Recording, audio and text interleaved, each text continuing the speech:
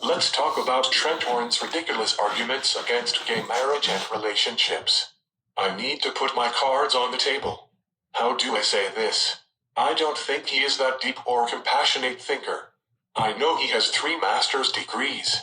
I can tell you, being well educated myself, higher education is a scam, so take that with a grain of salt.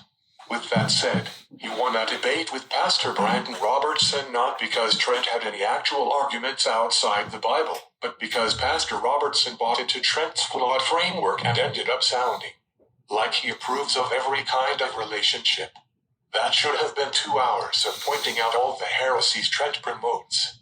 He turns God into Hitler Santa. I don't think God would give you 1 lifetime to achieve his standard of love. That's one reason why I'm a Buddhist. One of my favorite Christian quotes is, "Hell is just the inability to love." So with this logic, maybe Trent is in hell. Trent's foundational argument is asking what marriage is. He then asks a series of questions like, if 2 poor old sisters wanted to get married to have legal rights, is that a marriage? To make gay marriage seem absurd. The problem with this approach is marriage has always been defined by the society, so asking what marriage is doesn't make sense. Let's go through different cultures. In Native American cultures, androgynous males were commonly married to a masculine man, or had sex with men, and the masculine females had feminine women as wives. Some African tribes embraced same-sex marriage, although their understanding of gender relationships is different. In Europe, a man could rape a woman, after which she could choose or be pressured to marry her attacker, because she was considered to be a damaged commodity, diminishing her marital prospects.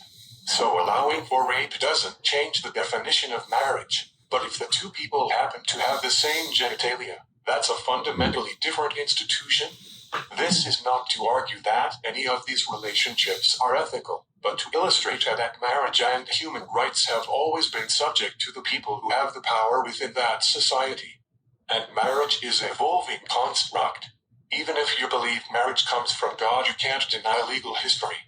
It is amazing how these evangelicals stumble upon really profound questions and stop just before engaging in rigorous analysis. Like, yes, Trent, let's talk about the relationship between the society's power structure and law, and how democracy safeguards human rights by including more people in law formation. Or we can't just gaslight people into thinking their desire for companionship is crazy. It's sad this is considered popular theology. When Trent asks what marriage is, he means what marriage ought to be. Democratic societies have typically decided who gets what rights by arguing about the pros and cons of that right.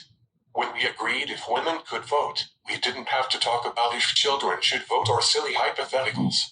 He says that Christians who accept gay marriage commit an ad hominem, because it doesn't matter if gays are nice. They're still going to hell. I just think that's funny, reminding everyone God is genocidal. It is almost like stupid. God will burn and torture nice people. What's this compassion nonsense, and assuming God is love? What a woke-tard. I want my ranch in heaven to come with a Hummer with the 26-inch rims. You playing fuck the people in hell, not my problem. Let's admire the Church of Thugs.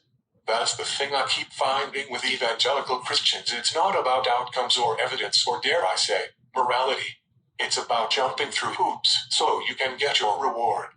We can see how Trent's intellectual laziness collides with his lack of empathy when he attempts to use pedophiles to prove that just because you have been born with a preference doesn't mean you have to act on it.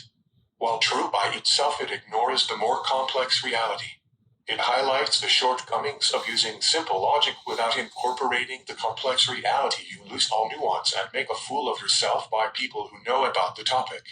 Very freshman in college level thinking, honestly. Because gay people seem to have an ingrained attraction, it raises the cost of discouraging same-sex relationships to gay people without an apparent gain to society. If pedophiles are celibate, children do not get hurt. Also, I have actually studied people with pedophilia. They have a pretty high suicide rate because of guilt and shame, and to keep it 100, most of them still masturbate to children. I think they should receive free therapy to help keep children safe. See, I am willing that pedophiles have a higher mental stress level to keep children safe, because I believe in having compassion towards all conscious life. Notice how I identified a bad outcome of an action and stated a concrete cost, and I explained why that cost was worth preventing that outcome. I didn't need hypotheticals, no weird truisms. So let's take the pedophile model and apply it to gays.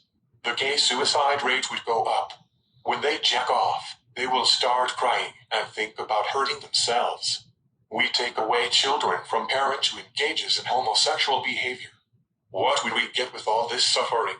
I guess gays could become sacrificial lambs. They'll get validation by the amount they give up. It would probably produce narcissists.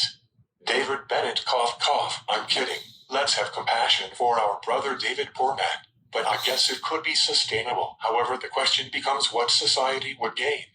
Trent can play word games all he wants, but if you don't talk about the potential outcomes of your ideas, you are just engaging in mental masturbation. If he had a point, he could have rented heaven for 7 minutes and be done by the second sentence. Shout out to everyone who caught that reference. Window.